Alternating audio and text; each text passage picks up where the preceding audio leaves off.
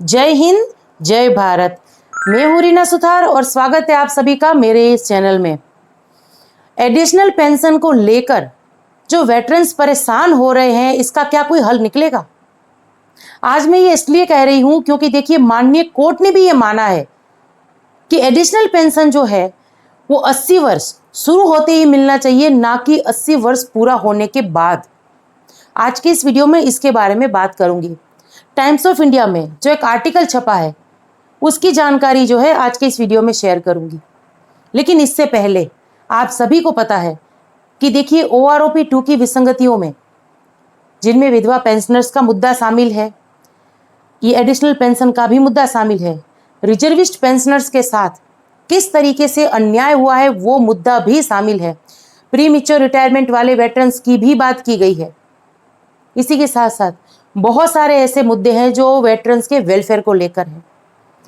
इनके बारे में प्रयास करते हुए आज देखिए, आधा साल से भी ज़्यादा हो गया है जो दिल्ली के जंतर मंतर पर हमारे वेटरन्स भाई इतने दिनों से परेशान हो रहे हैं। आप सभी जानना चाहते हैं कि ये प्रयास कहाँ तक पहुँचा।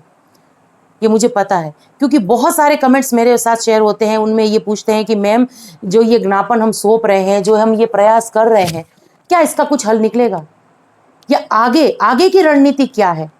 इसके बारे में सभी वेटरन्स जानना चाहते हैं। तो आज इस वीडियो में सबसे पहले मैं इसके बारे में बात करती हूँ।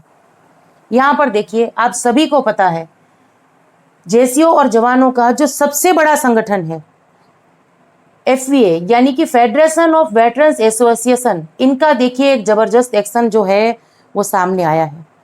एक मीटिंग की जानकारी दी गई है, उसके बारे में मैं बात करूंगी। ये पूरा लेटर जो है इनका, ये मैं पढ़कर सुनाऊंगी। लेकिन इसके पहले जो मेरे वेटरन्स भाई या जो फैमिली पेंशन के जो डिपेंडेंट है, उनको इसके बारे में नहीं पता है। काफ़ी ऐसे डिपेंडेंट हैं जिनको नहीं पता है, उनको मैं बताना चाहूँगी। क्योंकि आगे आने वाले दिनों में जब इनकी तरफ से, FVA की तरफ से कोई प्रयास किए जाए, कुछ ज्ञापन सौंपे जाए या फिर से कुछ आंदोलन किए जाए, तो उनमें भी डिपेंडेंट पार्ट ले सके। इसके लिए मैं यहाँ पर देखिए बात कर रही हूँ। FVA यानी कि फेडरेशन ऑफ वेटरन्स एसोसिएशन का जो गठन है, ये हुआ था 9/4/2023 को।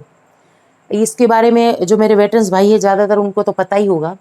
तो देखिए, FVA की जो फर्स्ट मीटिंग हुई थी वो हुई थी 16 जुलाई 2023 को जयपुर में। ठीक है, इसमें 114 एफिलेट हैं और अभी देखिए, उस टाइम इतने थे, अभी देखिए 150 से भी अधिक एफिलेट जो हैं इसमें शामिल हो चुके हैं। यानी पूरे भारत से, हर एक राज्य से, चाहे वो छोटे सैनिक संगठन हो चाहे बड़े सैनिक संगठन हो, FVA के साथ जुड़े हुए हैं। इस प्रयास में निरंतर इस प्रयास में लगे हुए हैं कि OROP 2 की विसंगतताएं दूर हो, विधवा पेंशनर्स के साथ न्याय हो।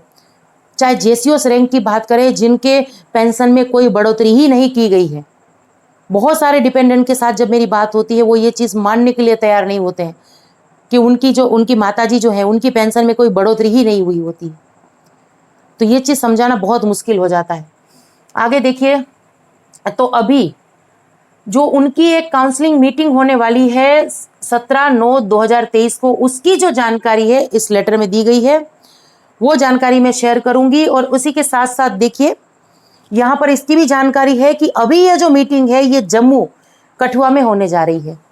इसी के साथ इन्होंने सभी भूतपूर्व सैनिक संगठनों से निवेदन किया है। यहाँ पर देखिए, FVA की जो ईमेल ID है वो भी मैं शेयर कर रही हूँ, fva.bharat@gmail.com, ये इनकी ईमेल ID है। इस ईमेल ID पे ये बताना बहुत ज़रूरी है, जो भी भूतपूर्व सैनिक हैं, संगठन है जो यहाँ पर जाने वाले हैं इस मीटिंग में, तो वो इस पे जरूर अपनी उपस्थिति जो है इसको दर्ज करवाने के लिए इसको जानकारी पहले से दे दी जाए, ताकि इनकी जो रहने खाने पीने की सब व्यवस्था है वो उसका सही तरीके से इंतजाम हो सके। इसके बारे में इस लेटर में कहा गया है। तो चलिए, पहले ये जो लेटर है वो मैं पढ़ती हूँ। तो चलिए, FVA की तरफ से जो ये लेटर जारी हुआ है उसकी मैं बात करती हूँ। ये लेटर है, देखिए, फेडरेशन ऑफ वेटरन्स एसोसिएशन की गवर्निंग काउंसलिंग की भौतिक बैठक में भाग लेने के लिए देखिए एक नोटिस दिया जाता है। यानी कि सही तरीके से ये जानकारी दी गई है कि कहाँ पर ये जो मीटिंग है ये होगी, इसमें क्या क्या बातें होगी। और आपकी तरफ से, यानी भूतपूर्व सैनिक संगठनों की तरफ से, अगर कोई सुझाव है आगे की रणनीति के बारे में, अगर कोई राय देना चाहते हैं, तो ये जो ईमेल ID है इस पर जरूर से भेजिए। इसके बारे में यहाँ पर बात की गई है। तो देखिए 17 सितंबर 2023 यानी कि रविवार के दिन ये मीटिंग है और इधर जगह का नाम है कठुआ पठानकोट जम्मू मार्ग, इस पे यह मीटिंग है और स्थान है राधा रिसोर्ट पल्ली मोड़ कठुआ, यहाँ पर जो है ये मीटिंग है। और ये देखिए कठुआ रेलवे स्टेशन और कालीबाड़ी कठुआ बस स्टैंड से इनकी दूरी जो है वो 5 किलोमीटर की है, यानी कि जो राधा रिजोर्ट जहाँ पर ये मीटिंग है वो सिर्फ 5 किलोमीटर की दूरी पर है कठुआ रेलवे स्टेशन और कालीबाड़ी कठुआ बस स्टैंड से। यानी कि इसके बारे में भी यहाँ पर ध्यान रखा गया है कि जब वेटरन्स वहाँ पहुँचे तो उनको किसी भी तरीके से तकलीफ ना हो, यानी ये भी बताने की कोशिश की गई है कि देखिए बस स्टैंड हो चाहे रेलवे स्टेशन हो, उनके बहुत पास ये जगह चुनी गई है। आगे देखिए यहाँ पर अगर कोई वहाँ पर जाना चाहता है, इस मीटिंग में जाना चाहता है तो संपर्क किनसे करना है, कैप्टन मनोहर सिंह जी से संपर्क करना है। उनके मोबाइल नंबर भी जो है इस लेटर में शेयर किए गए हैं। और इसके साथ ये भी कहा गया है कि देखिए यदि 17 सितंबर 2023 से पहले आ रहे हैं तो इसकी जानकारी देखिए दीजिए, क्योंकि ठहरने की व्यवस्था का प्रबंधन जो करना है उसके लिए, जैसे कि मैंने वीडियो के आगे कहा था वीडियो में, कि सही तरीके से इसके लिए प्रबंध किए जा सके, जो वेटरन्स वहाँ पहुँचे उनके रहने खाने पीने की व्यवस्था जो है उसके बारे में ध्यान दिया जा सके, ताकि पहले से पता हो तो कोई असुविधा ना हो उनको। इसके साथ देखिए ये भी कहा गया है कि अगर आप आ रहे हैं तो टिकट्स वगैरह की भी व्यवस्था कर लीजिए। इसके बाद इस पे देखिए बहुत अच्छी बात है कि वीडियो कॉन्फ्रेंस के जरिए भी इस बैठक में भाग ले सकते हैं और उसकी जो लिंक है, यानी कि आप वीडियो कॉन्फ्रेंस में के जरिए भाग लेना चाहते हैं तो उसकी जो लिंक है वो व्हाट्सएप ग्रुप में आएगी और पहले से वो प्रोवाइड करा दी जाएगी, उपलब्ध करा दी जाएगी।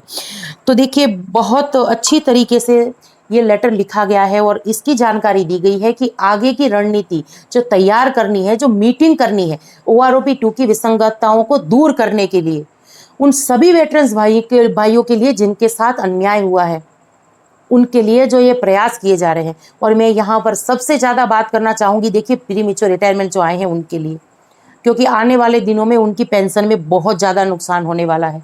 उनको MSP का लाभ नहीं मिलने वाला है, OROP का पे रिवीजन जो होगा 3, 4, 5 जो भी होगा उनका भी लाभ उनको नहीं मिलेगा प्रीमेच्योर रिटायरमेंट वालों को।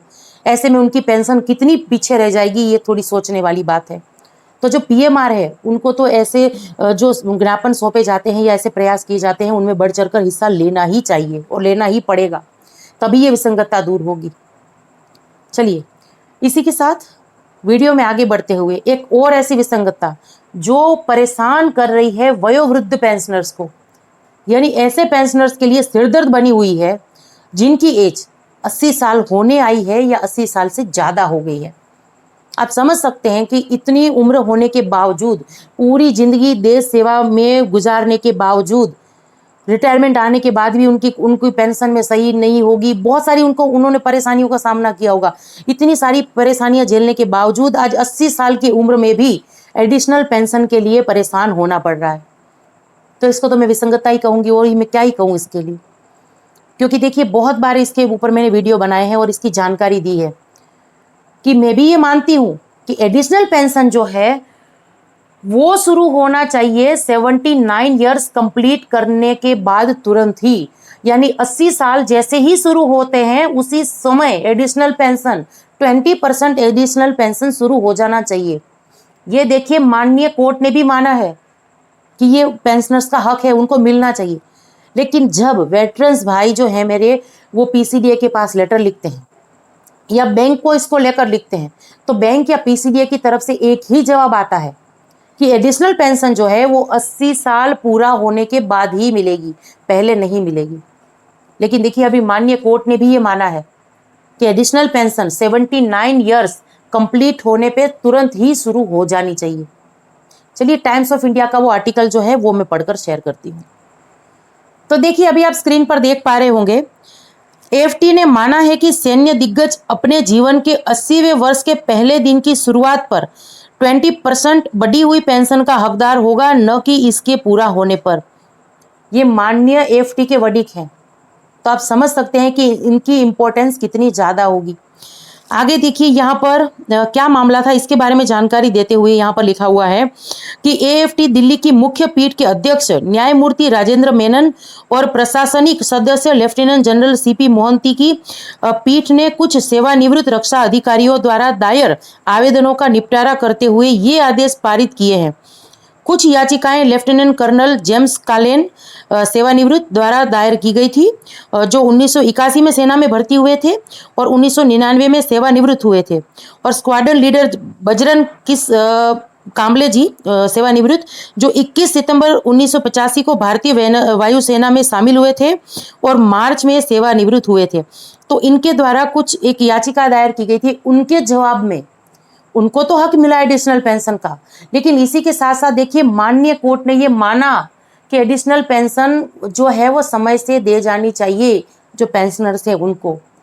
लेकिन इसके बाद भी ये देखा गया है कि जब कोई वेटरन्स अगर इसके लिए केस करता है एडिशनल पेंशन के लिए, तो कोर्ट से तो उनको ऑर्डर पास करा लेते हैं, वो कोर्ट से तो ऑर्डर आ जाता है उनके लिए, लेकिन वो एक ही व्यक्ति के लिए आता है जो केस करता है, जबकि ये लागू तो सबके लिए है। तो इसके बारे में जरूर से कुछ प्रयास होने चाहिए और इसके लिए भी कुछ आवाज़ उठनी जरूरी है, ताकि जो एजेड पेंशनर्स है उनको परेशानी ना हो।